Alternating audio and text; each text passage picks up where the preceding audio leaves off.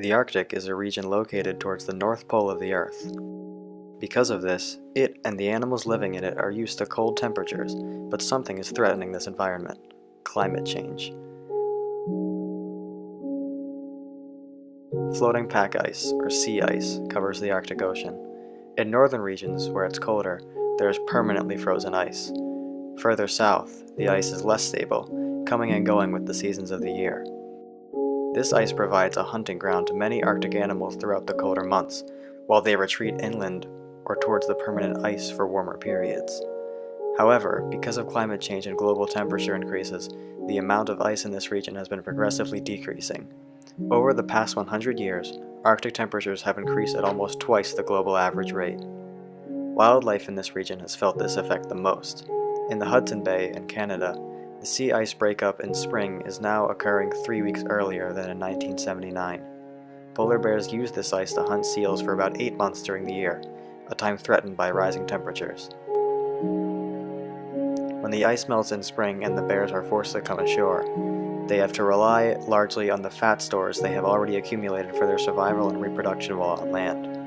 Due to climate change, the bears here are being forced to come ashore earlier, with less opportunities to eat seals and gain fat for the winter. They are then forced to spend a longer time on land where there is little food. This puts the polar bear population in danger, as their time to eat becomes scarcer and scarcer. But polar bears are not the only animals threatened by climate change. Arctic foxes' habitats are in danger, too. The tundras they generally inhabit are disappearing as boreal forests move northward. Arctic foxes cannot survive in this forest environment.